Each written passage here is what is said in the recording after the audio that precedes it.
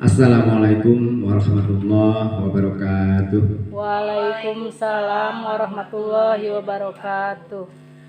Alhamdulillahirabbil alamin wassalatu wassalamu ala asyrofil anbiya'i wal mursalin wa ala alihi wa sahbihi ajma'in, amma ba'd.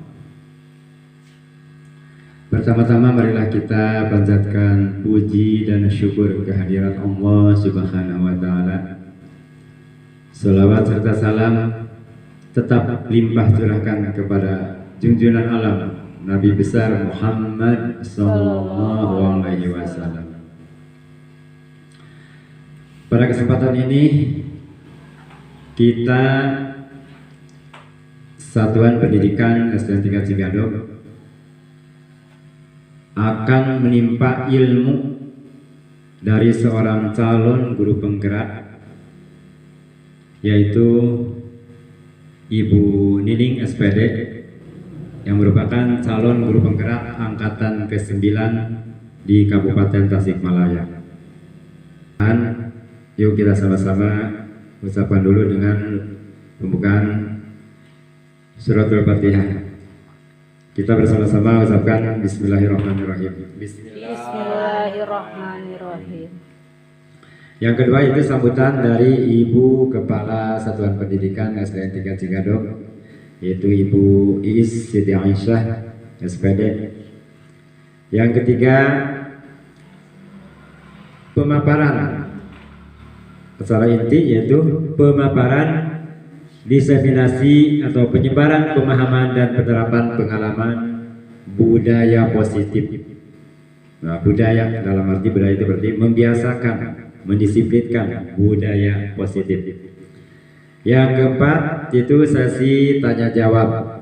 Nah, siapa tahu ibu-ibu nanti sesudah dipaparkan oleh ibu calon ibu penggerak apa yang program apa kegiatan apa yang tadi dipaparkan, siapa yang akan bertanya sampai di mana memahami, memanai penyebaran pemahaman dan penerapan pengalaman budaya positif ini. Boleh nanti ditanyakan, ada kesempatan dalam sesi tanya jawab. Yang kelima yaitu kesimpulan, dalam arti menyimpulkan dari awal sampai akhir yang akan disimpulkan tentang penyebaran pemahaman dan penerapan pengalaman budaya positif nanti. Yang kelima doa. Dengan doa mungkin segala sesuatu bakal insya Allah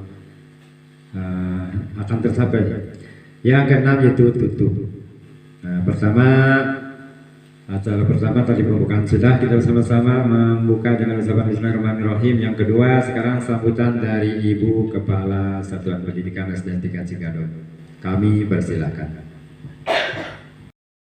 Assalamualaikum warahmatullahi wabarakatuh. Waalaikumsalam warahmatullahi wabarakatuh. Robi sohli sodri wa yassiri amri wahlul uqdatam min lisani yafqahu qawli. Yang saya hormati teman-teman guru semua yang hadir di sini, saya ucapkan terima kasih di mana kita telah bisa mengikuti, meluangkan waktu untuk mengikuti program yang akan disampaikan oleh teman kita, yakni menyampaikan materi tentang diseminasi, penyebaran, pemahaman dan penerapan pengalaman budaya positif. Puji dan syukur kita panjatkan pada Allah Subhanahu wa taala. Shalawat serta salam kita limpah curahkan pada Nabi Muhammad sallallahu alaihi wasallam.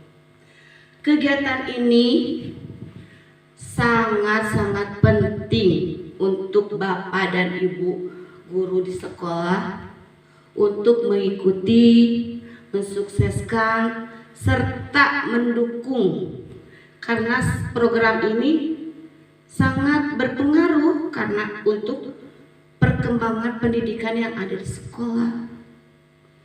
Mari kita ikuti apa-apa yang akan disampaikan oleh guru penggerak yang akan diberikan oleh Ibu Nining Ningrat, yaitu pada program CGP Angkatan 9 ya Bu Nining? Iya, Bu.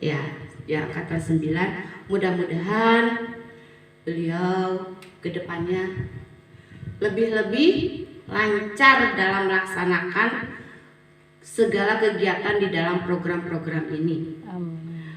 Kiranya dari saya cukupkan sekian. Terima kasih untuk semua. Wassalamualaikum warahmatullahi wabarakatuh. Waalaikumsalam warahmatullahi wabarakatuh. Bismillahirrahmanirrahim. Assalamualaikum warahmatullahi wabarakatuh. Waalaikumsalam warahmatullahi wabarakatuh. Alhamdulillahirabbil alamin wa bihi nasta'inu ala umuri dunya waddin wa ala alihi wa sahbihi ajmain. Amma ba'du. Puji beserta syukur marilah kita panjatkan kehadirat Allah Subhanahu wa taala, karena berkat rahmat dan karunia-Nya kita semua bisa berkumpul di tempat ini dalam keadaan sehat dalam kegiatan diseminasi penyebaran pemahaman dan penerapan pengalaman budaya positif.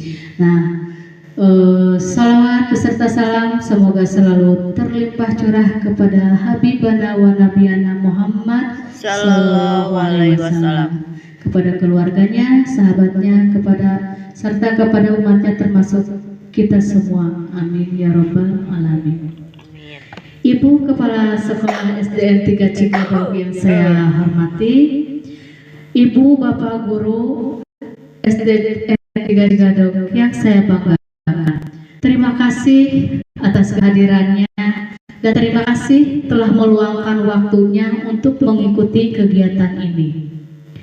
Saya berdiri di sini bukan bermaksud untuk menggurui, tapi ini hanya sekedar ingin berbagi, sharing pengalaman, karena ini merupakan salah satu untuk melaksanakan salah satu tugas dari program guru penggerak ini, di mana saya harus menyampaikan apa yang telah saya dapatkan dari selama pendidikan guru penggerak ini. Di sini saya akan mencoba memaparkan mengenai budaya positif. Nah, sebelum kepada materi tentang budaya positif, di sini saya mempunyai beberapa pertanyaan pemantik untuk Bapak Ibu semua. Yang pertama, apakah Bapak Ibu setuju dengan pernyataan di bawah ini? 1. Pemberian hukuman dapat mendisiplinkan siswa. Apakah itu benar? Nah, yang kedua, pemberian hadiah dapat meningkatkan motivasi dan prestasi siswa. Yang ketiga, guru harus mempunyai solusi untuk menyelesaikan masalah. Dan yang keempat, guru harus berperan sebagai teman bagi siswa. Itu merupakan pertanyaan-pertanyaan yang mungkin ada di dalam benak kita. Nah, mengenai apakah Ibu setuju atau tidak. Nah, adapun latar belakang saya melakukan kegiatan ini, salah satunya adalah ada keyakinan bahwa sebenarnya murid tidak menyukai akan peraturan. Karena apa? Karena selama ini jika mereka melakukan pelanggaran atau melanggar peraturan, mereka akan mendapatkan hukuman dan cenderung akan mempermalukan dirinya. Dan di sini ada beberapa miskonsepsi tentang teori kontrol. Yang pertama, ada anggapan bahwa ilusi guru bisa mengontrol murid. Apakah benar demikian? Yang kedua, ilusi bahwa semua penguatan positif efektif dan bermanfaat. Yang ketiga, ilusi bahwa kritik dan membuat rasa bersalah mampu menguatkan karakter. Yang keempat, ilusi bahwa orang dewasa berhak memaksa anak. Selama ini dalam pembelajaran terkadang kita merasa seperti itu. Benarkah demikian? Apakah ada yang merasa seperti itu? Kita diakui atau tidak, saya sendiri terkadang saya berada di kelas mengajarkan sesuatu kepada anak dan mempunyai anggapan bahwa anak harus menjadi apa yang saya inginkan. Ya, jika saya mempunyai tujuan pembelajaran, maka semua anak didik saya harus sesuai, harus mencapai tujuan pembelajaran tersebut. Namun pada kenyataannya tidak seperti itu. Tidak semua anak, tidak semua peserta didik mampu mencapai tujuan pembelajaran seperti yang kita inginkan. Karena apa? Semua peserta didik itu, setiap peserta didik itu berbeda, mempunyai keunikan masing-masing, mempunyai karakter masing-masing, dan mempunyai kemampuan masing-masing. Dan disitulah maka ilusi-ilusi ini apakah benar semuanya atau tidak? Kemudian ilusi guru bisa mengontrol murid, kenyataannya tidak. Tidak semuanya, tidak semua siswa bisa kita kontrol. Karena yang berhak mengontrol adalah kita sendiri. Yang berhak mengontrol adalah dirinya sendiri sebagai individu. Nah, ini semua nanti akan saya paparkan. Selanjutnya, kita harus mengubah paradigma stimulus respon ke pendekatan teori kontrol.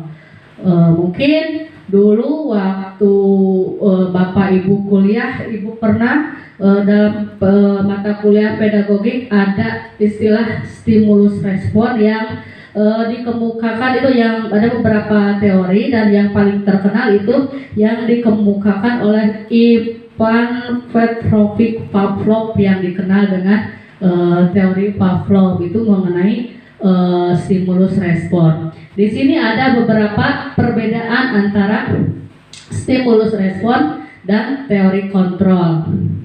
Yang pertama, dalam stimulus respon kita mencoba mengubah agar orang berpandangan sama dengan kita. Dalam hal ini dalam pelajaran kita seringkali menginginkan bahwa apa yang murid pikirkan itu sama dengan apa yang kita ajarkan, begitu. Nah, tapi dalam teori kontrol itu berbeda. Kita harus berusaha memahami pandangan orang lain tentang dunia. Yang kedua, perilaku buruk dilihat sebagai suatu kesalahan. Nah, di sini terkadang ya kita sering mengalami bahwa dalam proses pembelajaran kita sering menemui anak yang melakukan kesalahan. Kadang kita suka langsung menjudge, memvonis begitu ya. Padahal kita tahu sendiri kan itu manusiawi, yang namanya manusia itu tempatnya salah dan lupa. Begitu juga dengan anak didik kita. Dari kesalahan itu sebetulnya kita jangan langsung menghukum begitu ya. Bahkan seharusnya kesalahan itu dijadikan sebagai suatu pembelajaran. Nah, dalam teori kontrol kita harus punya keyakinan bahwa semua perilaku memiliki tujuan. Namun terkadang dalam prakteknya perilaku itu terkadang ada yang positif dan ada yang negatif, dan itu di luar kuasa kita. Kadang anak itu melakukan kesalahan itu bukan sengaja begitu. Kemudian stimulus respon yang ketiga, orang lain bisa mengontrol saya. Ada anggapan bahwa orang lain bisa mengontrol saya. Padahal dalam teori kontrol hanya Anda yang bisa mengontrol diri Anda sendiri. Termasuk dalam pengalaman kita sehari-hari, kita beranggapan bahwa di sini di sekolah ini bahwa kita beranggapan bahwa orang lain bisa mengontrol saya. Contohnya atasan kita, ibu kepala kita bisa mengontrol kita gitu, padahal yang sebetulnya kita sendiri yang mengontrol. Nah, hanya bisa mengontrol diri sendiri. Kemudian saya bisa mengontrol orang lain. Dalam hal ini mungkin di kelas kita selalu berusaha untuk selalu mengontrol anak didik kita. Dan kenyataannya tidak seperti itu. Anda tidak bisa mengontrol orang lain. Biarkan anak berjalan dengan sendirinya. Tugas kita adalah menuntun dan mengarahkan perilaku anak tersebut. Kemudian yang selanjutnya dalam stimulus respon ada pemaksaan ada pada saat bujukan gagal. Nah, di sini sekali lagi saya tekankan, pemaksaan ada pada saat bujukan gagal. Contohnya seperti ini. Ada 2 orang siswa atau bisa juga bapak dengan ibu berpasangan gitu. Yang satu kita pegangkan kepada yang satunya itu kita pegangkan sesuatu yang berharga, kita buat agar digenggam oleh satu orang. Harus digenggam dengan erat karena itu merupakan sesuatu yang sangat berharga. Kemudian yang satunya lagi harus berusaha agar yang satu itu membuka kepalan tangan kita. Dan misalkan Pak Dedi harus berusaha menggenggam sesuatu yang berharga, kemudian Pak Odi disuruh untuk bagaimanapun caranya agar Pak Dedi membuka kepalan tangannya. Ya, mungkin ada berbagai cara yang akan dilakukan. Yang pertama ada yang langsung memaksa untuk membuka, atau bisa dengan cara yang halus dulu dengan membujuk. Contohnya kata Pak Odi, Pak Dedi, coba saya lihat itu apa yang ada di genggaman Anda. Tapi Pak Dedi berkeyakinan bahwa apa yang dia genggam itu adalah sesuatu yang berharga dan orang lain tidak boleh membukanya, gitu ya. Dibujuk, dirayu, ternyata tidak bisa. Karena dibujuk, dirayu tidak bisa, akhirnya Pak Dedi Pak Odi melakukan cara yang lain dengan cara dipaksa. Coba dipaksa, dan semakin dipaksa Pak Dedi akan semakin mempererat kepalan tangannya. Bapaknya seperti itu. Dan itu teori stimulus respon. Dan menurut teori kontrol bahwa kolaborasi dan konsensus menciptakan pilihan-pilihan baru. Kalau itu tidak akan berhasil, walau bagaimanapun Pak Dedi akan terus mempertahankan apa yang berharga menurut dia, dan Pak Odi akan terus memaksa begitu. Sedangkan dalam teori kontrol, kolaborasi itu adalah kolaborasi kerjasama, ya, kerjasama, dan konsensus itu sebuah frasa untuk menghasilkan kesepakatan yang disetujui secara bersama, baik itu antar individu atau antar kelompok. Jadi dilakukan kesepakatan dulu, jadi tidak langsung memaksa. Kemudian ada model berpikir menang kalah dan model berpikir menang menang. Tujuan aksi nyata di sini, tujuan yang ingin saya capai yaitu menciptakan murid yang merdeka dan disiplin yang kuat. Yang kedua adalah menumbuhkan budaya positif di sekolah dengan meyakini nilai-nilai kebajikan universal. Di sini ada beberapa materi, beberapa yang akan saya sampaikan mengenai konsep inti budaya positif. Yang pertama, perubahan paradigma belajar. Yang kedua, disiplin positif. Yang ketiga, nilai-nilai kebajikan. Yang keempat, kebutuhan dasar manusia. Yang kelima, motivasi perilaku manusia. Yang keenam, posisi kontrol. Yang ketujuh, keyakinan kelas. Dan terakhir, segitiga restitusi. Kita akan membahasnya satu persatu. Yang pertama, disiplin positif. Mungkin kata disiplin itu sudah tidak asing lagi di telinga kita ya.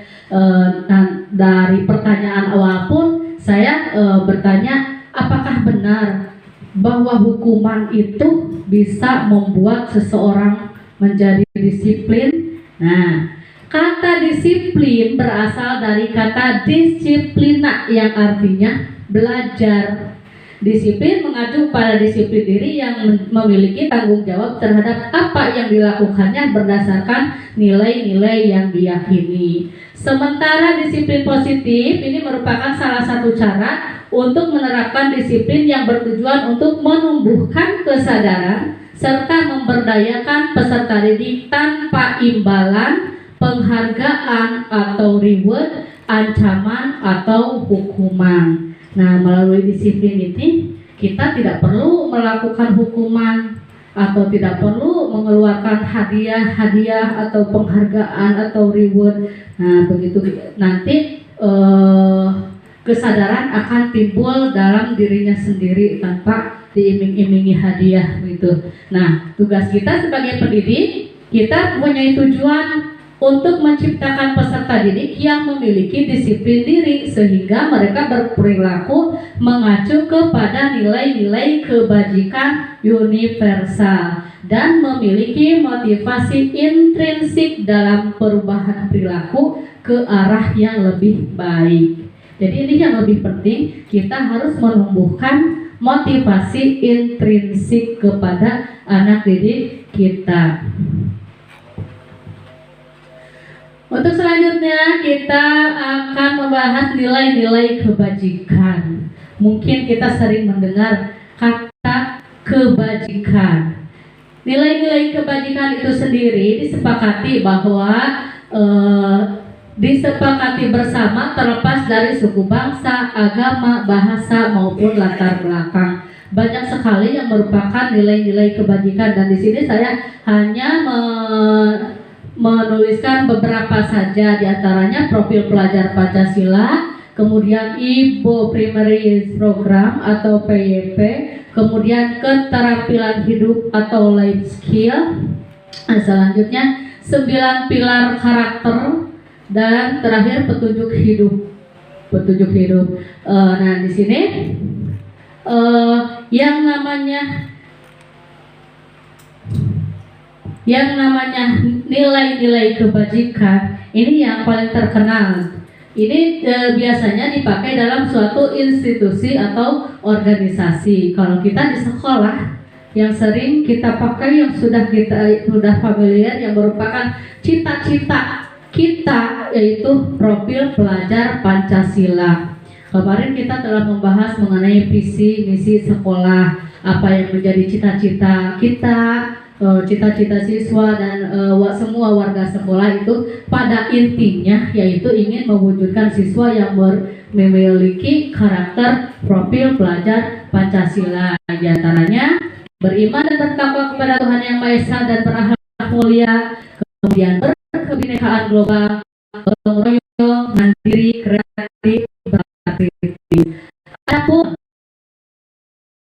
PP masih sikap siswa dan bisa diterapkan di sekolah, yaitu tentang toleransi, rasa hormat, integrasi, mandiri, menghargai, antusias, empati, keinginan, aktivitas, kerjasama, percaya diri, dan komitmen.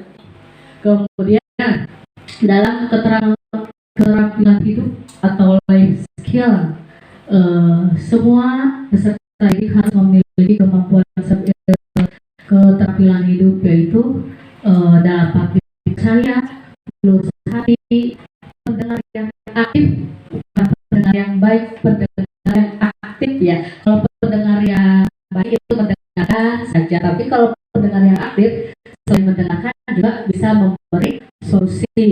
Kemudian tidak merendahkan orang lain dan memberikan yang terbaik dari diri. Kemudian nilai gotong royong, percaya diri, dan yang lainnya termasuk dalam petunjuk hidup itu bisa Ibu baca semuanya. Ini hanya sebagai kecil dari nilai kebajikan yang tulis, nilai kebajikan yang lainnya. Nah, ini nilai kebajikan yang harus kita pahami, kita yang merupakan cita-cita kita, yaitu mewujudkan profil pelajar Pancasila. Biar tidak ngantuk, marilah kita bernyanyi tentang profil pelajar Pancasila, ya. Nah, 1, 2, 3. Pelajar Pancasila beriman dan bertakwa pada Tuhan Yang Esa dan berakhlak mulia, berkebinekaan global, gotong royong mandiri, kreatif dan bernalar kritis. Nah, itu adalah cita-cita kita semua untuk menjadikan anak didik kita yang memiliki karakter berdasarkan profil pelajar Pancasila.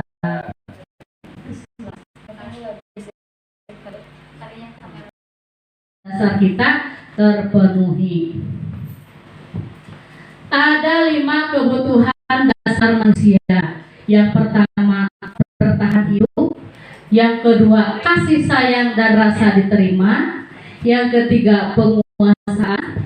Keempat, kebebasan. Dan 5, kesenangan. Yang pertama, kebutuhan dasar yang merupakan untuk hidup. Tentunya yang paling utama adalah makanan, ya. Makanan, pakaian, tempat tinggal, keamanan, dan kesehatan. Nah, untuk mendapatkan semua itu, manusia melakukan berbagai cara untuk memenuhi kebutuhannya dan untuk sekedar untuk bertahan hidup. Berbagai cara dilakukan, baik yang positif ataupun yang negatif. Mengapa demikian? Tidak menutup kemungkinan kalau cara yang baik tidak bisa dilakukan, tapi kebutuhan harus tetap dipenuhi. Kalau yang tidak kuat iman pasti akan mengambil jalan yang negatif, begitu. Karena kata Bang Nafi juga, pesan Bang Nafi bahwa kejahatan itu bukan karena ada niat pelakunya, tapi karena ada kesempatan dan juga keinginan. Keinginannya apa? Karena kebutuhan dan keinginan, seperti itu. Kemudian kebutuhan dasar yang kedua adalah kasih sayang dan rasa diterima. Yang pertama, rasa diterima, dipedulikan, berbagi, kerjasama, kemudian menjadi bagian dalam kelompok. Yang ketiga, penguasaan, harga diri, keinginan untuk dianggap, memimpin, berprestasi, diakui, dan didengar. Yang keempat, mengenai kebebasan, ini juga sama, merupakan kebutuhan, yaitu mandiri, memiliki pilihan, mencoba hal baru, mampu mengendalikan arah dirinya. Kemudian yang terakhir adalah kesenangan. Kesenangan ini sangat penting dan merupakan kebutuhan. Bermain, ya, kita perlu healing. Bermain itu penting karena merupakan suatu kebutuhan. Kemudian humor dan antusiasme, juga tertawa. Ternyata tertawa itu merupakan kebutuhan dasar. Dan ini wajib kita terapkan dalam pembelajaran. Kita harus memperhatikan 5 kebutuhan dasar ini kepada anak didik kita. Karena sering kita menemui bahwa ada anak yang gak mau diam, kemudian suka mengganggu orang lain. Sebetulnya itu ada kebutuhan yang dia inginkan, yaitu kita sebagai guru harus peka bahwa anak yang seperti itu sebetulnya itu ingin mendapatkan perhatian lebih dari gurunya, seperti itu. Tapi terkadang kita mengabaikan, terus saya dicarekannya berapa cici itu tong udah edar wae, padahal itu anak itu ingin mencari perhatian di kelas 5 Mario. Ingin ke UI. Ada motivasi perilaku manusia.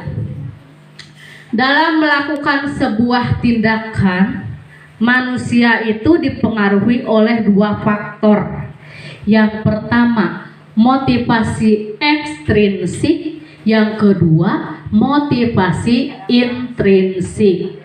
Motivasi ekstrinsik yaitu motivasi atau dorongan yang muncul dari luar diri kita, dari luar dirinya, yaitu pertama untuk menghindari ketidaknyamanan atau hukuman.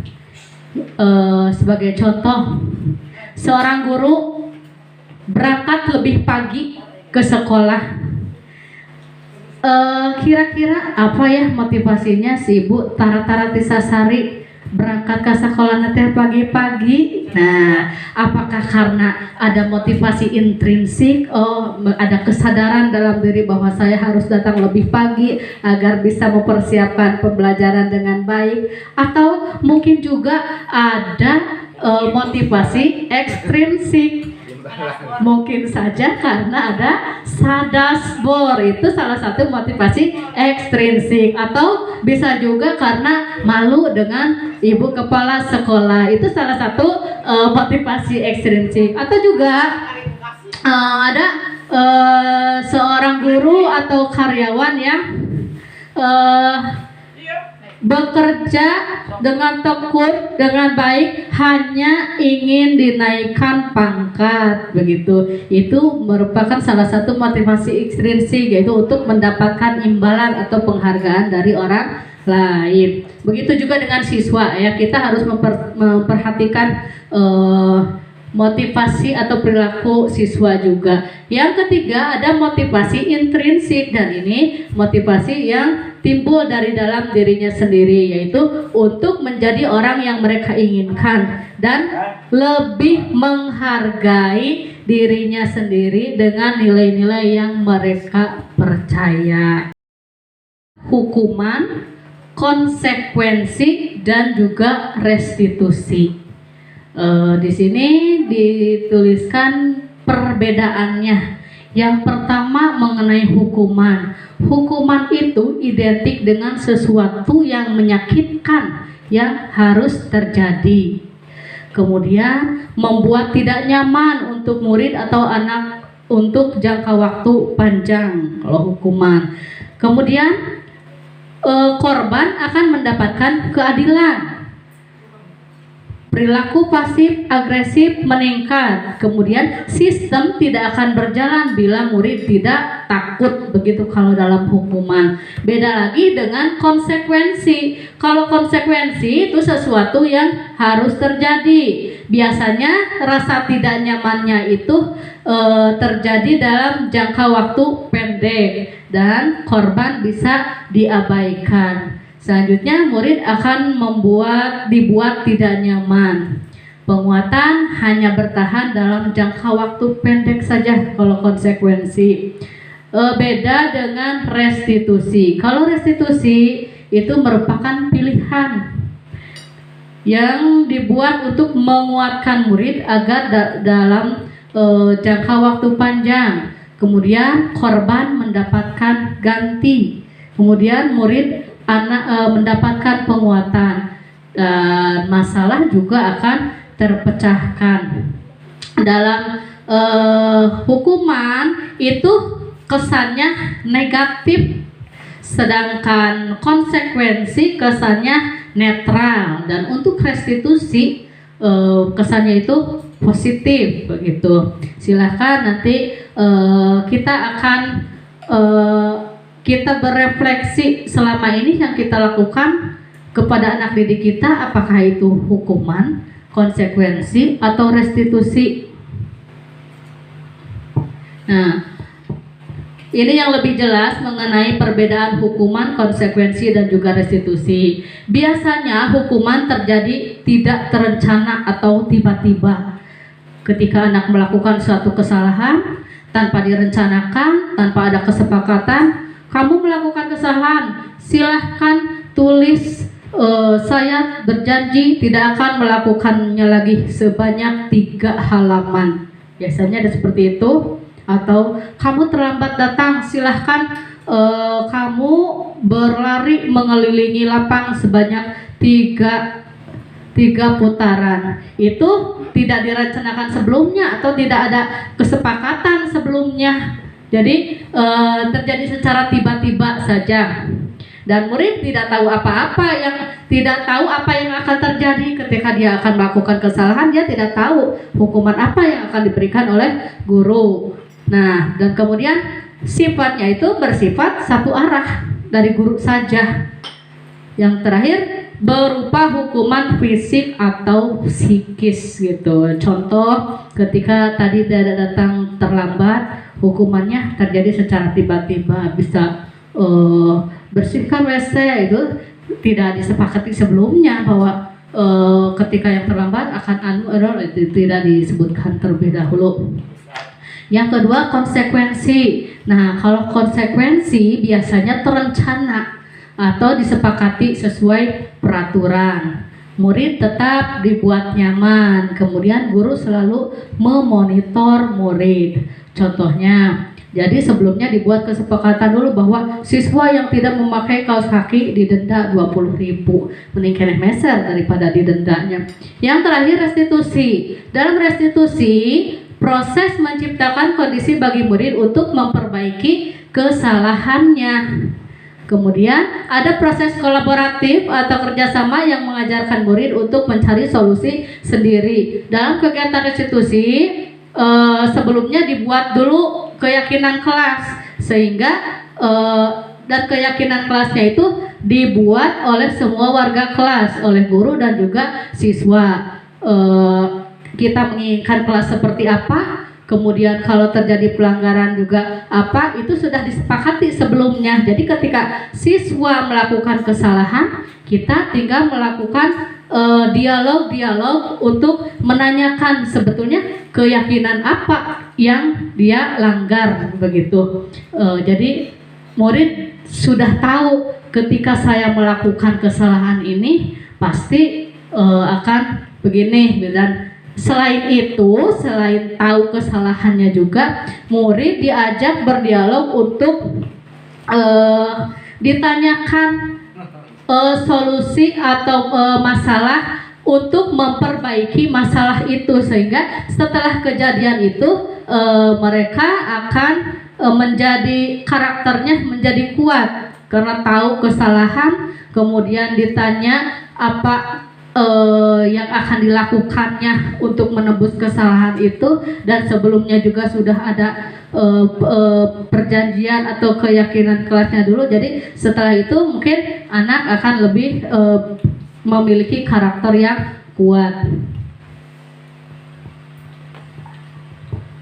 Untuk selanjutnya ada 5 posisi kontrol guru. Yang pertama sebagai penghukum, yang kedua pembuat merasa bersalah, yang ketiga sebagai teman, keempat pemantau, dan kelima manajer. Coba kita berpikir, berefleksi, flashback ke belakang. Selama ini kita berada dalam posisi kontrol yang mana? Ya, ini perbedaannya. Nah, 5 posisi kontrol. Ketika kita berada dalam posisi kontrol sebagai penghukum, biasanya guru selalu menghardik, ngereng, nada bicaranya tinggi, itu kalau sebagai penghukum. Kemudian menunjuk-nunjuk kepada siswa, menyakiti, menyindir, itu kalau sebagai penghukum. Kemudian dalam berkatanya juga, kalau kamu tidak melakukannya, awas ya, rasakan, itu kalau sebagai penghukum. Hasilnya apa?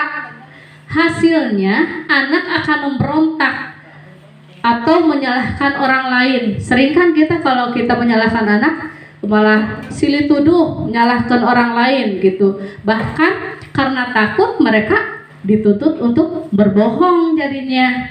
Kemudian murid meletakkan guru di luar dunia berkualitas. Di sini mungkin ada yang bertanya, dunia berkualitas itu apa?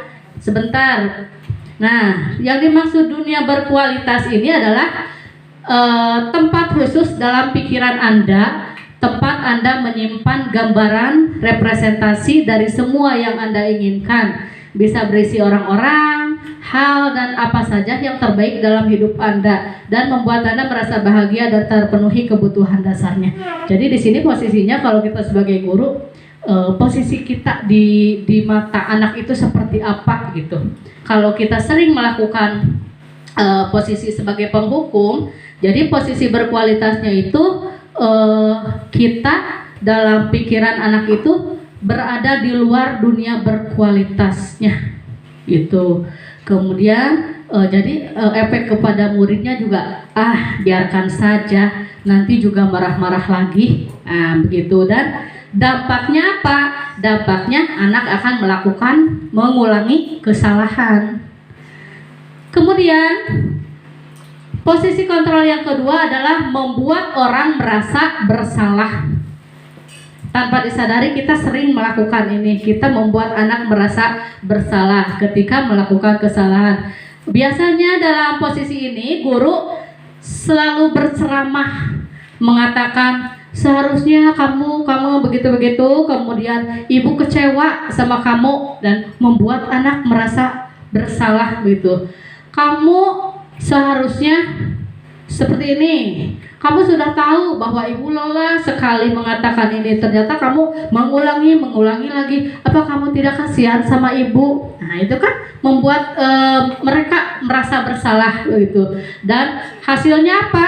Ketika kita melakukan posisi kontrol seperti itu, anak akan berusaha menyembunyikan kesalahan mereka dan menyangkal, dan yang lebih parah lagi, anak pasti akan berbohong agar tidak disalahkan. Kemudian dalam dunia berkualitasnya, dia meletakkan guru di dalam dunia berkualitas. Ini agak mendingan karena murid meletakkan guru di dalam dunia berkualitasnya. Dan apa yang anak katakan, maafkan saya bu. Nah, maafkan saya bu, sambil efeknya apa dengan begitu? Mereka, anak-anak didik kita akan merendahkan diri, dan itu mungkin kurang baik juga ya. Kemudian yang ketiga, posisi kontrol sebagai teman. Biasanya kalau posisi kontrol sebagai teman itu membuatkan alasan-alasan untuk muridnya. Ayolah lakukan demi ibu, atau masa kamu tidak mau? Ingat, ibu pernah melakukan ini sama kamu. Jadi mereka memposisikan sebagai teman, dan itu kira-kira baik atau tidak? Nah, kita lihat hasilnya. Dengan bersikap seperti itu, anak didik kita justru akan ketergantungan kalau kita memposisikan diri sebagai teman. Bahkan ketika mengalami kekecewaan, mereka akan berpikir, saya pikir bapak ibu itu, bapak guru itu teman saya, ternyata begitu. Nah, itu efeknya kalau memposisikan sebagai teman. Dan di sini murid meletakkan guru sebagai orang yang sangat penting di dunia berkualitas karena merasa ini agak lebih baik. Kemudian dampaknya bagi murid atau peserta didik akan lemah, tidak mandiri, dan selalu bergantung kepada gurunya. Yang keempat, posisi kontrol sebagai pemantau. Dalam posisi pemantau itu guru biasanya menghitung dan mengukur, kemudian selalu bertanya, apa peraturannya? Jika kamu melakukan itu, kamu melakukan kesalahan itu, apa sanksinya? Begitu. Dan hasilnya siswa akan menyesuaikan diri bila diawasi, diawasi. Dan di sini murid meletakkan guru dan hukum di dunia berkualitas.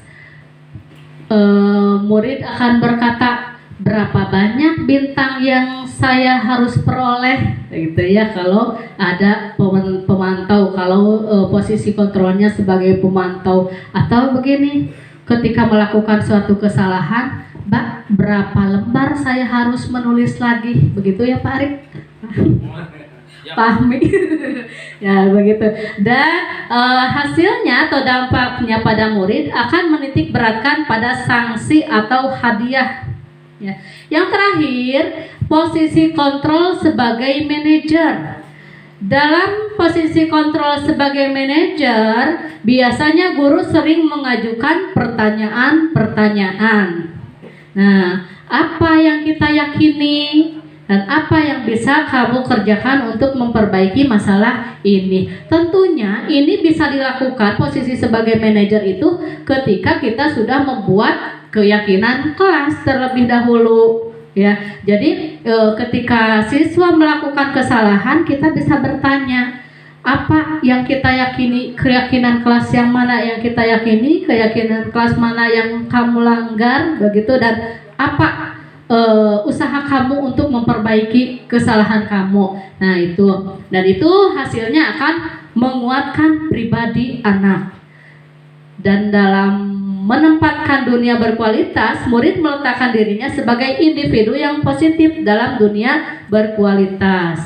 Dan murid akan berkata, bagaimana caranya ya saya bisa memperbaiki keadaan ini setelah melakukan kesalahan. Dan dampaknya pada murid akan selalu mengevaluasi diri, bagaimana cara memperbaiki diri. Nah, dari kelima posisi kontrol ini, kira-kira selama ini kita berada dalam posisi kontrol yang mana?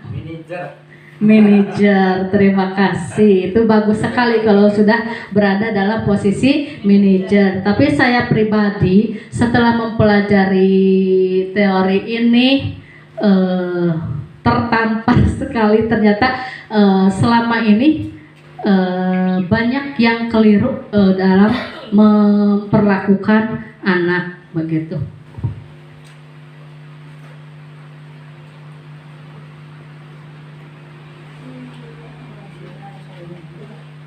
Nah, untuk lebih jelasnya kita akan melihat video ini. Perbedaan posisi kontrol sebagai naon tadi teh Bapak Ibu hilap kan?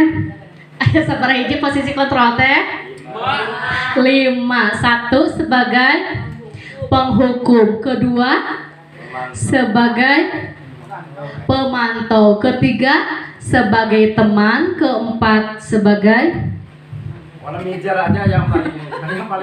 paling ingat adalah sebagai manajer pokok nama. So, nah, contohnya ini seperti ini. Ketika melakukan kesalahan yang sama, nah, ya, Ibu dan Bapak guru hebat dalam penerapan disiplin positif restitusi. Salah satu program yang dikembangkan adalah 5 posisi kontrol. 5 posisi kontrol dalam restitusi adalah proses perjalanan seorang pendidik agar dapat mengenali dirinya. Pada video kali ini, kita akan membahas tentang 5 posisi kontrol yang dikembangkan oleh Diane Gossen dan contoh penerapannya.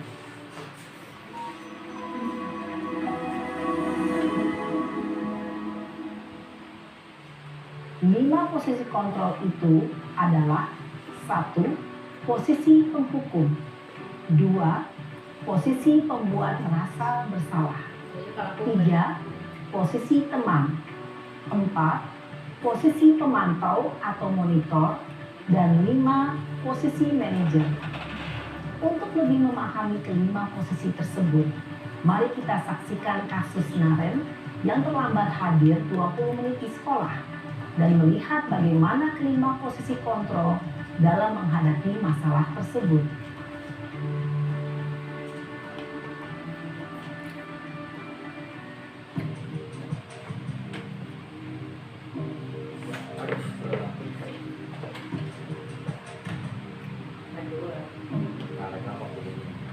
Naren, Ada pergi. sini kamu. Ada pergi. Selamat pagi, Bu. Selalu terlambat. Kamu deh, pasti terlambat. Maaf, Bu. Saya Apa? Apa coba? Alasan kamu apa lagi? Kapan sih kamu tidak terlambat? Malas sekali ya kamu jadi anak. Saya Dasar pemalas. Gak kapok-kapok sih kamu. Sudah berapa kali terlambat? Sana, kamu keliling lapangan basket 2 kali. kenapa saya harus keliling lapangan basket, Bu? Kenapa? Kamu melawan ibu. Berani-beraninya jawab. Sudah terlambat, masih berani jawab pula. Sekarang, keliling lapangan basket 5 kali sekalian. Biar kapok. Cepat. Pergi sana ke lapangan basket. Posisi penghukum biasanya berbicara dengan nada tinggi, menghardik, menunjuk-nunjuk, menyakiti, dan menyindir. Hukuman bisa berupa fisik maupun psikis. Ibu dan bapak guru hebat. Dampak yang terjadi pada murid ketika dia berada pada posisi penghukum adalah murid cenderung akan memberontak, bahkan menyimpan dendam.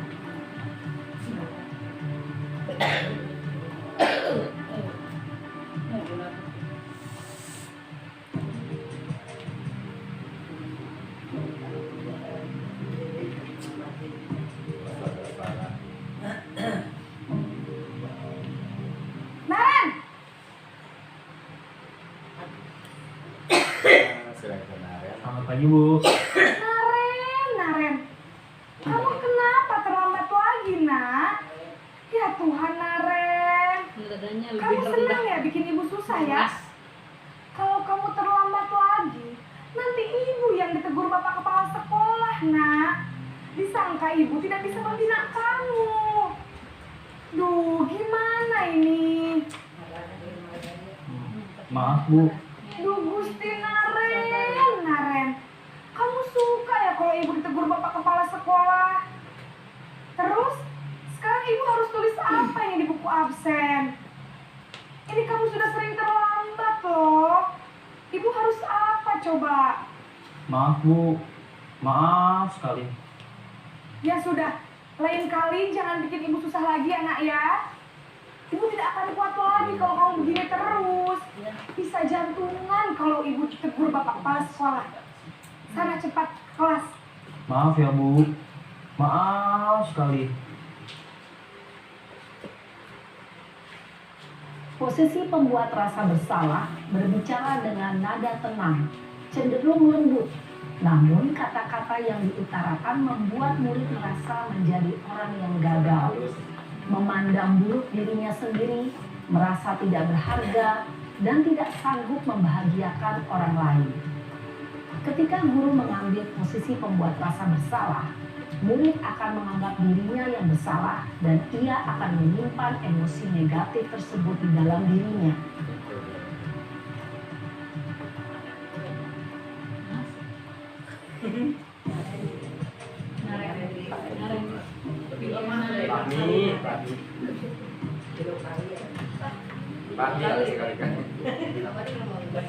Naren!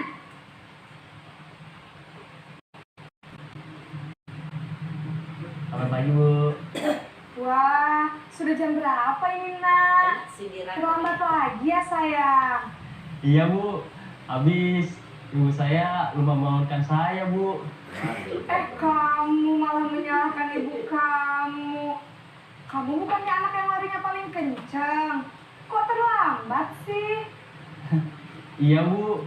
Saya memang terlambat bangun tadi. Jadi, biarpun saya lari kencang, tetap nggak kekejar, Bu. Ya sudah sana. Nanti lain kali larinya lebih kencang lagi ya.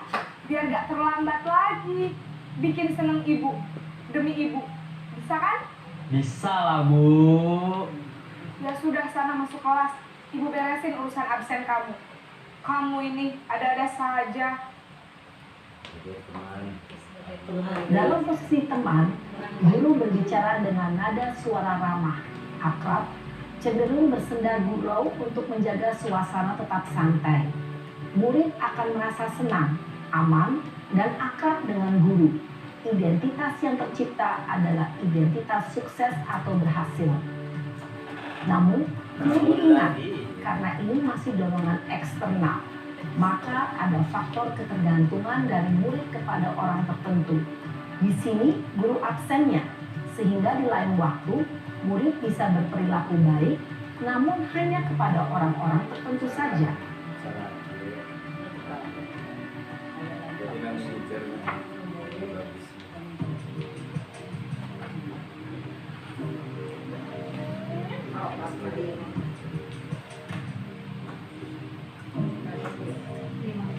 Naren,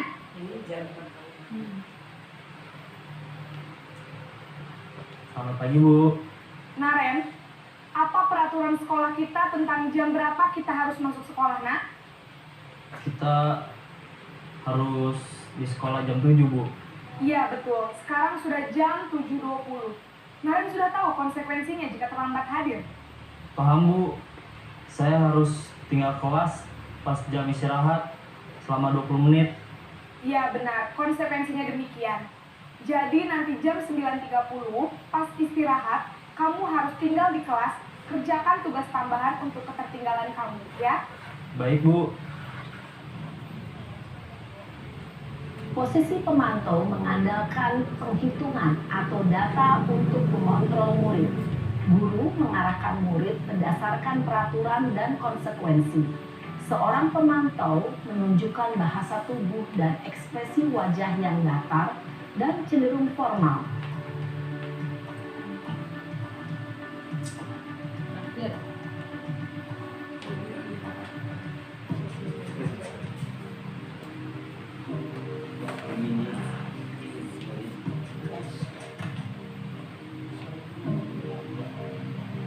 Naren!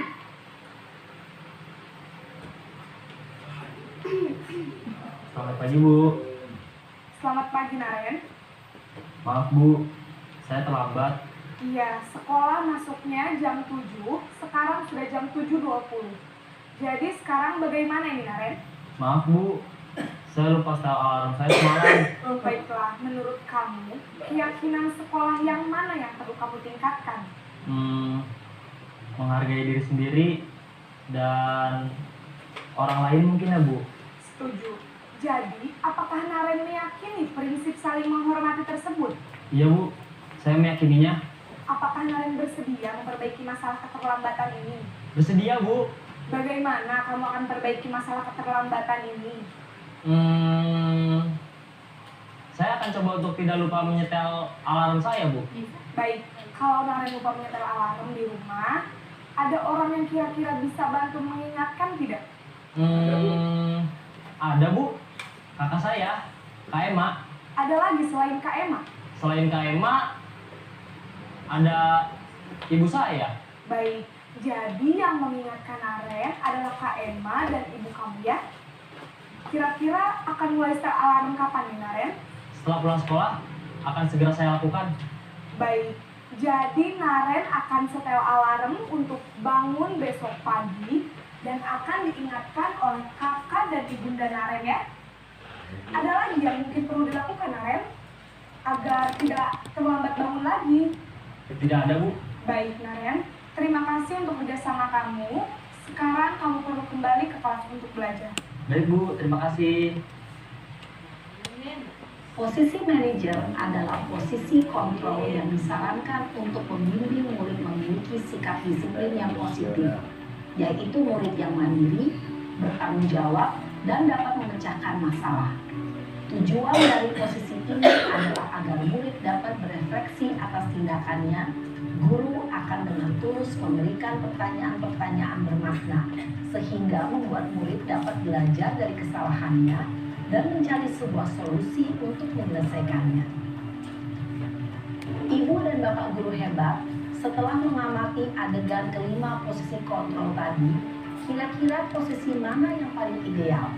Posisi mana yang dapat menunjang motivasi intrinsik murid? Ya, tentu posisi manajer. Posisi ini memang posisi ideal yang ingin dituju setiap pendidik. Pada posisi inilah, guru dapat menerapkan disiplin positif yang berpihak pada murid, yang memerdekakan murid. Perjalanan seorang pendidik tentunya tidak mudah untuk sampai pada posisi seorang manajer. Namun, tujuan kita pasti, yaitu menciptakan murid-murid yang mandiri, merdeka, dan bertanggung jawab. Semoga penggambaran 5 posisi kontrol yang telah diperlihatkan ini dapat menjadi ajang refleksi bagi kita semua, agar dapat terus mengasah dan menerapkan disiplin positif yang memerdekakan murid. Mari terus berlatih dan bersemangat. Selamat menerapkan. Salam dan bahagia Ibu dan Bapak Guru hebat. Hebat. Manager. Nah, jadi posisi yang paling ideal itu adalah posisi sebagai ibu bapak sendiri sudah merasa menjadi dalam posisi sebagai manajer tidak? Kira-kira selama ini berada di posisi kontrol yang mana? Memantau, Pak. Pemantau ya. Gitu ngungkap tinggal opat dan pelopat. Kadang abi masuk jadi pembuat merasa bersalah. Karunya kak ibu kayak gitunya. Padahal itu salah, itu akan membuat anak merasa direndahkan, merasa rendah diri begitu. Usaha udah yang manajer pokoknya. Mudah-mudahan ya setelah menonton video ini, setelah mempelajari 5 posisi kontrol ini, kita sedikit demi sedikit akan merubah, akan mudah-mudahan bisa menjadi posisi yang ideal, yaitu sebagai manajer gitu. Untuk selanjutnya mengenai keyakinan kelas. Selama ini yang kita tahu adalah peraturan, ada juga kesepakatan kelas. Lalu kenapa meski keyakinan kelas, kenapa tidak peraturan saja? Begitu. Nah, untuk menjawab pertanyaan mengapa keyakinan suku, agama, negara, maupun bahasa, keyakinan akan lebih memotivasi seseorang dari dalam atau memotivasi secara intrinsik. Seseorang akan lebih tergerak dan bersemangat untuk menjalankan keyakinannya daripada hanya sekedar mengikuti serangkaian peraturan. Nah, seperti halnya ada beberapa pertanyaan seperti ini. Yang pertama, mengapa kita memiliki peraturan harus menggunakan helm saat berkendara roda 2? Kalau motivasinya, kalau kembali kepada keyakinan, mungkin jawabannya adalah untuk keselamatan atau untuk keamanan. Tapi jika motivasinya ekstrinsik, itu karena takut ditilang, takut polisi, itu kalau motivasinya secara ekstrinsik. Yang kedua, mengapa kita harus melaksanakan budaya 3M saat pandemi COVID-19? Yang budaya 3M itu mencuci tangan, memakai masker, dan menjaga jarak. Mengapa demikian? Kalau berdasarkan keyakinan, mungkin jawabannya adalah untuk kesehatan begitu. Kalau dulu kan yang tidak pakai masker saja kan ada sanksinya itu. Kalau sanksi itu bukan keyakinan tapi merupakan unsur ekstrinsik. Yang ketiga, mengapa kita harus datang tepat waktu ketika mengikuti pelatihan? Nah, itu alasannya kira-kira apa? Ya, kalau terlambat kita akan ketinggalan materi pelatihan, dan itu lebih ke konsekuensi atau konsisten apa ya. Kemudian ini adalah perbedaan antara keyakinan dan peraturan.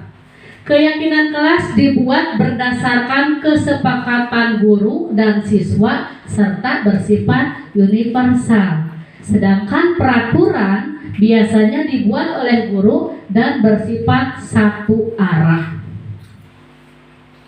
Di sini ada pembentukan keyakinan kelas. Mudah-mudahan nanti kita semua bisa melakukan keyakinan di kelasnya masing-masing, membuat keyakinan kelas di kelasnya masing-masing. Yang pertama, keyakinan kelas itu bersifat abstrak. Yang kedua, berupa pernyataan universal. Yang ketiga, dibuat dalam pernyataan positif. Biasanya kan peraturan itu dibuat dalam kata kalimat negatif. Jangan buang sampah sembarangan, begitu kalau kalimat negatif. Tapi kalau dibuat dalam keyakinan kelas itu adalah kebersihan. Kemudian dilarang berisik saat pembelajaran. Nah, kalau dibuat keyakinan kelas mungkin ketertiban atau saling menghormati. Nah, dalam membuat keyakinan kelas, kalimatnya sedikit saja agar mudah diingat dan sesuai dengan kondisi kelas dan sekolah sehingga mudah diterapkan. Dan terakhir, kita harus meyakinkan bahwa semua warga kelas dilibatkan dalam membuat keyakinan kelas. Jadi kalau tiba-tiba langsung ditempel saja, itu biasanya kan dulu tata tertib. Anak tidak tahu siapa yang membuat tata tertib itu, yang jelas anak harus mematuhi tata tertib itu. Atau kesepakatan kelas juga langsung ditempel, itu tidak baik. Jadi semuanya harus dilibatkan terlebih dahulu agar mereka tahu bahwa mereka yang membuat keyakinan tersebut, dan ketika melanggar juga mereka akan ingat, oh ini aturan kita yang buat, bukan ibu guru. Nah, ini ada beberapa kalimat kata atau keyakinan kelas yang biasanya kembalikan barang ke tempatnya. Kalau kalimat keyakinan kelasnya adalah bertanggung jawab. Yang kedua, dilarang mengganggu orang lain. Ini kan kalimatnya negatif. Kalau dibuat dalam kalimat keyakinan kelas adalah saling menghormati. Jadi mudah diingat. Yang ketiga, hadir di sekolah 15 menit sebelum pembelajaran dimulai. Itu keyakinan kelasnya menghormati orang lain dan komitmen tadi teh. Yang keempat, dilarang melakukan kekerasan. Itu maksudnya dalam keyakinan kelas sebagai keamanan dan saling menghormati. Nah, yang keempat, dilarang menggunakan narkoba. Itu keyakinan kelasnya kesehatan, untuk menjaga kesehatan. Kemudian berganti atau menunggu giliran. Keyakinan kelasnya menghormati orang lain atau berempati. Dilarang merokok. Keyakinan kelasnya adalah kesehatan dan menghormati orang lain. Kenapa? Karena perokok pasif itu lebih berbahaya daripada perokok aktif. Jadi ketika ada dilarang merokok itu sama dengan menghormati orang lain. Yang selanjutnya, gunakan masker. Itu berhubungan dengan kesehatan dan keamanan. Yang terakhir, berjalan di kelas dan koridor. Itu keyakinan kelasnya adalah keamanan dan keselamatan. Dan materi yang terakhir adalah segitiga restitusi.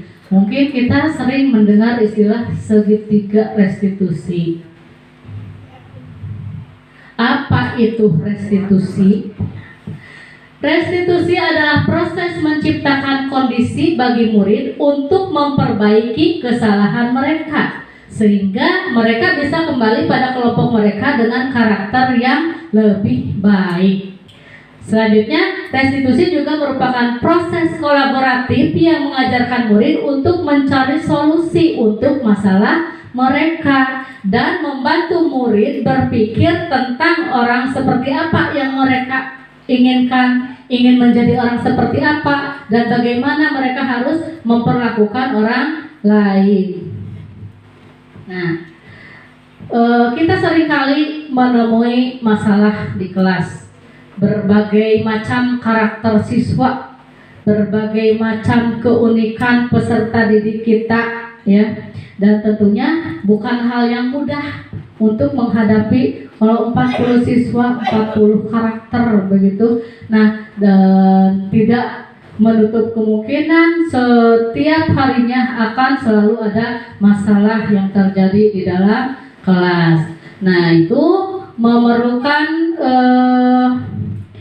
memerlukan kesabaran bagi seorang guru untuk menyelesaikan masalah-masalah tersebut. Dan di sini segitiga restitusi merupakan solusinya. Dan dikatakan segitiga restitusi itu karena ada 3 tahapan dalam menyelesaikan setiap kasus atau setiap masalah. Yang pertama, menstabilkan identitas dulu, kemudian validasi tindakan yang salah, dan menanyakan keyakinan siswa, menanyakan keyakinan, tentunya keyakinan yang telah disepakati sebelumnya. Jadi segitiga restitusi sendiri artinya suatu proses dialog yang dijalankan oleh guru agar dapat menghasilkan murid yang mandiri dan bertanggung jawab. Nah, dalam langkah menstabilkan identitas siswa, kita harus berdasarkan pada prinsip bahwa membuat kesalahan adalah bagian dari proses pembelajaran.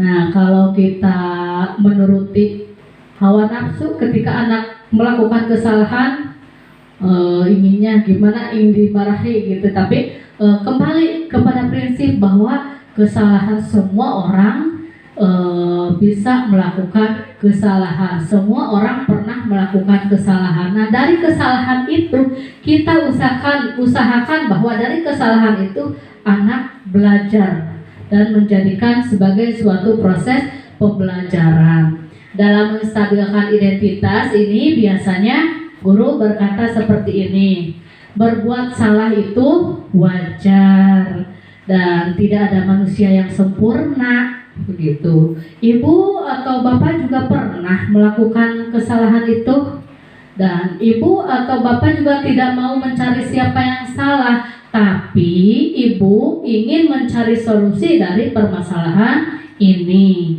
dan kamu berhak merasa begitu. Itu dalam tahapan menstabilkan identitas ketika seorang siswa melakukan sebuah kesalahan.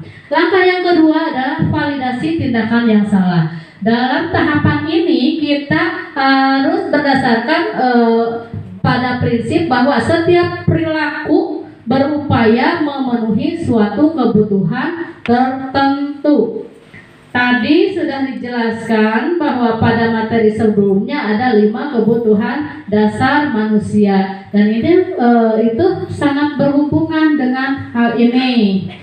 Dari ke-8 materi yang saya paparkan ini sebetulnya saling berhubungan begitu, dan ini dalam melakukan segitiga restitusi yang kedua ini berhubungan dengan kebutuhan 5 kebutuhan dasar manusia. Pada tahapan ini kita akan berdialog dengan siswa bahwa kamu pasti punya alasan mengapa melakukan itu, ya. Kemudian padahal kamu bisa loh melakukan hal yang lebih buruk dari tadi, tapi alhamdulillah kamu hanya melakukannya seperti itu, tidak lebih dari itu. Nah, atau kamu patut bangga karena telah melindungi sesuatu yang penting buat kamu. Itu dalam validasi tindakan yang salah. Dan terakhir, kamu melakukannya karena mempertahankan sesuatu yang penting bagi kamu.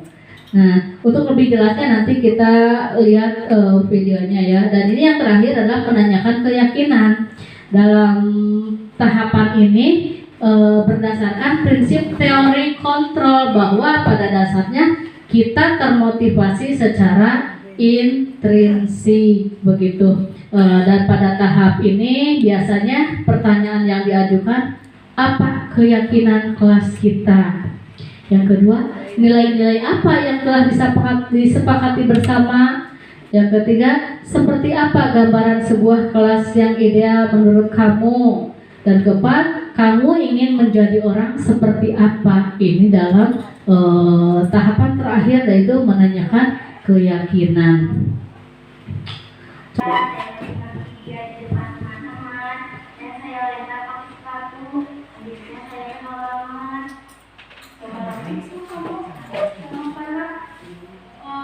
Sebentar, ibu gak ngerti.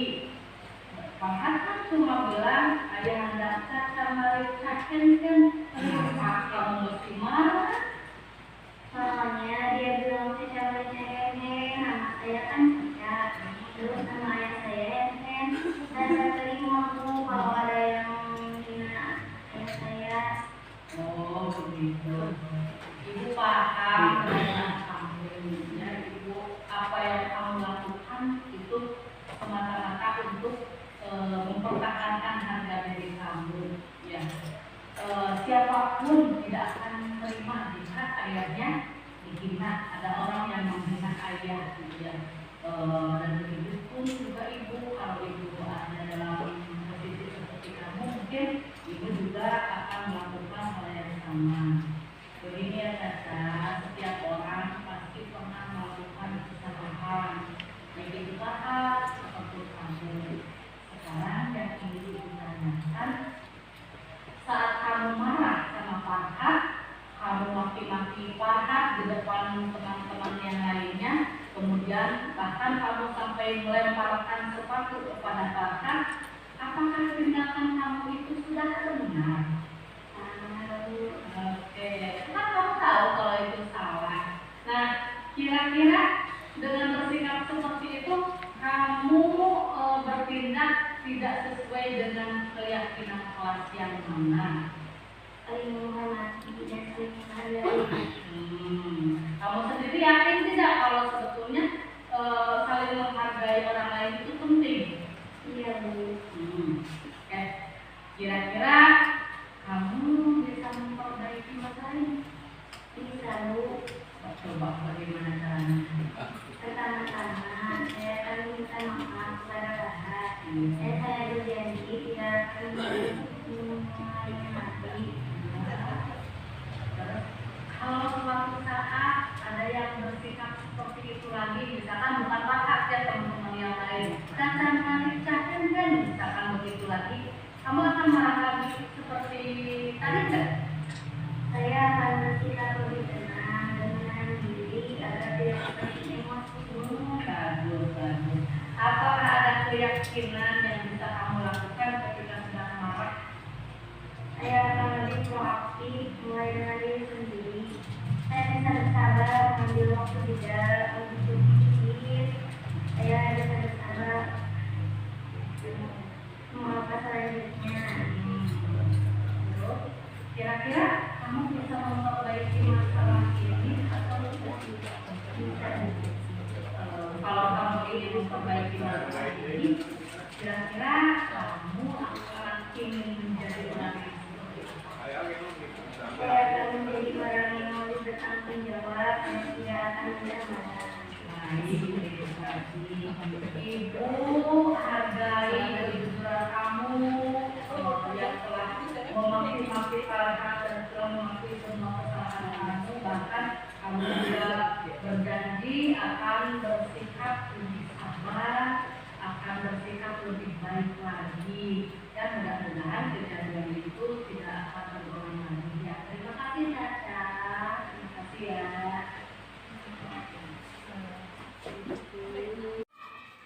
Assalamualaikum warahmatullahi wabarakatuh. Waalaikumsalam warahmatullahi wabarakatuh. Terima kasih Bu atas waktunya. Saya pernah mendengar bahwa katanya penghargaan bisa merusak hubungan, dan ada juga pernyataan bahwa penghargaan yang menghukum. Mungkin Ibu bisa menjelaskan maksud dan pernyataan tersebut. Terima kasih. Assalamualaikum warahmatullahi wabarakatuh. Waalaikumsalam warahmatullahi wabarakatuh. Positif. Nah, saya akan menanyakan tentang hal ini.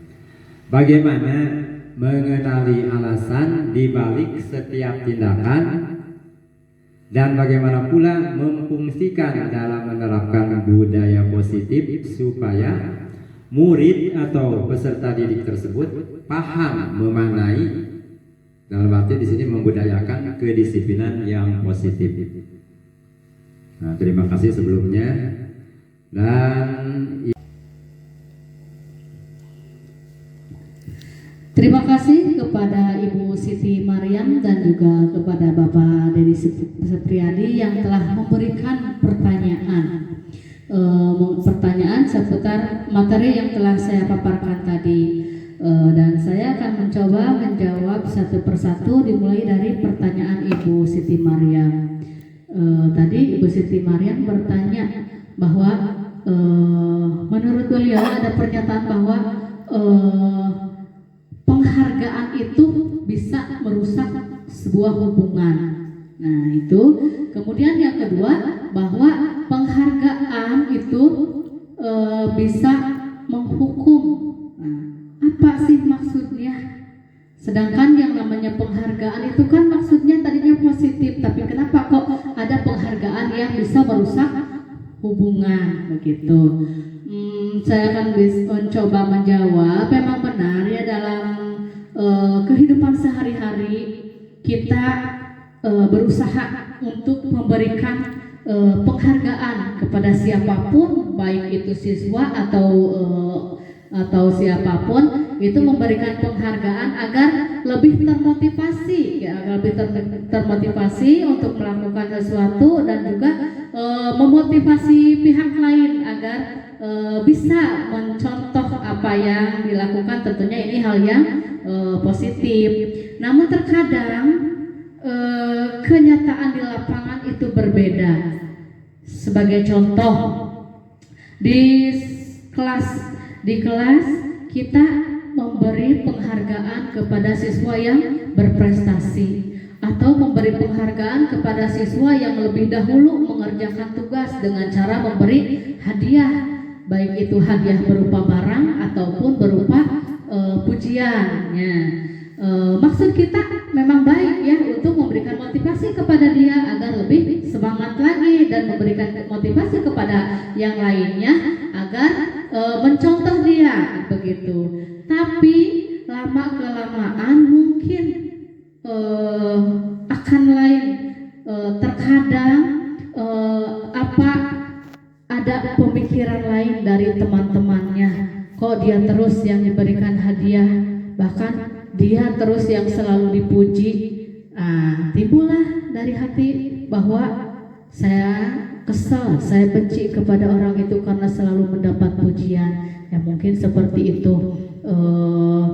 Kemudian akan merenggangkan yang tadinya mungkin dekat gitu, bersahabat, karena penghargaan itu mungkin akan menjadi renggang gitu pertemanannya.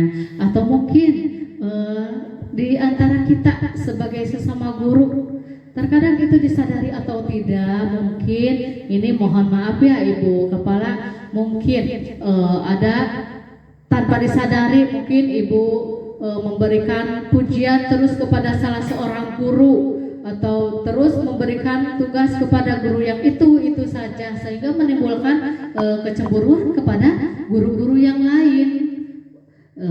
Jadi, nah itu yang dimaksud dengan penghargaan yang merusak hubungan. Lalu yang kedua itu ada penghargaan yang menghukum. Penghargaan yang menghukum itu seperti apa?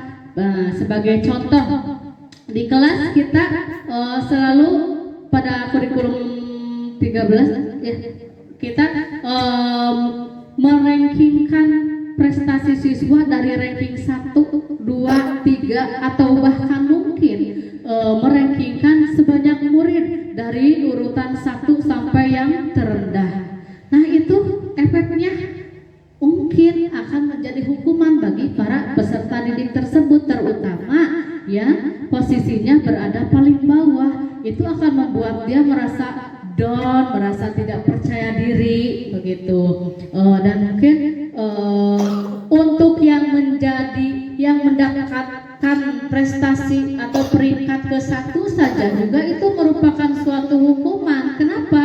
Karena dia akan merasa terbebani. Wah, saya ranking 1, berarti saya harus berusaha mempertahankan ranking ini. Nah, begitu, jangan sampai tersalib oleh peserta didik lain, dan itu akan menjadikan beban. Mungkin seperti itu Ibu Siti Maryam. Bagaimana? Sudah cukup atau masih penasaran? Mungkin dari diantara Bapak Ibu guru yang lain ada yang mau menambahkan? Sedikit ada tambahan. Iya, bagaimana Bapak? Jadi kalau menurut saya lebih baik si peserta didik itu untuk supaya bisa menghargai dirinya sendiri. Jadi istilahnya adanya hadiah itu inilah segala. Jadi lebih baik berprestasi dulu dia sendiri, misalkan bisa berkarya menciptakan sesuatu hasil karyanya sendiri. Nah itu otomatis akan ada yang memberikan hadiah itu karena prestasinya dia sendiri. Jadi tidak istilahnya karena anu gitu. Jadi benar-benar bisa prestasinya itu menghargai diri sendiri lah itu, minimal usahakan itu untuk seorang siswa atau seorang peserta didik. Iya, terima kasih Bapak Dedi yang telah menambahkannya. Memang betul bahwa untuk melakukan segala sesuatu itu kita harus timbul dari diri sendiri. Seperti yang telah dibahas tadi bahwa motivasinya itu harus tumbuh karena motivasi intrinsik ya Pak. Motivasi yang timbul dari diri sendiri karena bukan melakukan sesuatu karena hadiah, bukan melakukan sesuatu karena ingin dipujinya seperti itu. Selanjutnya pertanyaan yang kedua dari Bapak Dedi, bagaimana mengenali alasan dibalik setiap tindakan dan bagaimana memfungsikannya dalam menerapkan budaya positif supaya si peserta didik tersebut paham, memaknai, membudayakan kedisiplinan yang positif tersebut. Baiklah, saya akan mencoba. Terima kasih, alhamdulillah acara dari awal sampai akhir sudah selesai dan mungkin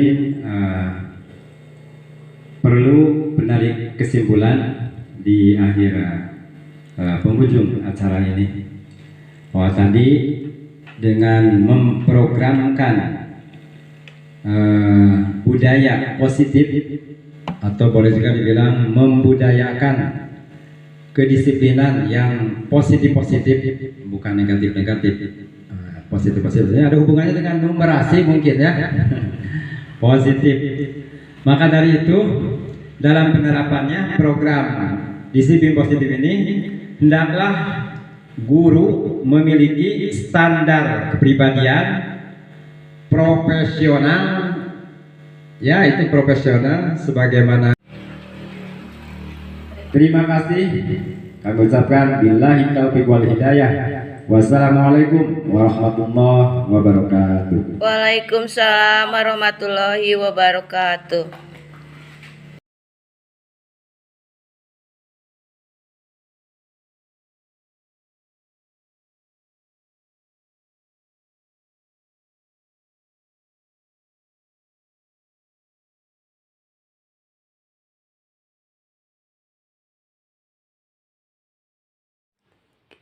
Assalamualaikum warahmatullahi wabarakatuh.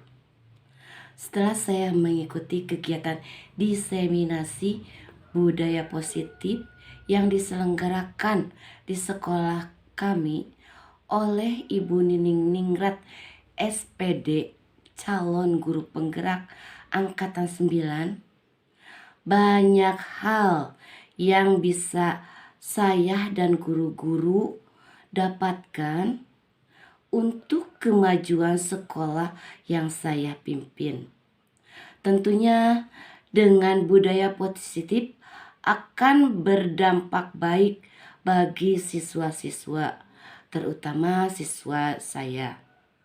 Dan kami berharap setelah mengikuti kegiatan ini, kami dan guru-guru yang lain bisa melaksanakan budaya positif tersebut. Sehingga sekolah kami akan termotivasi lebih baik lagi, terutama dalam meningkatkan kualitas pembelajaran di sekolah kami. Sekian dari saya. Billahi taufiq wal hidayah. Wassalamualaikum warahmatullahi wabarakatuh.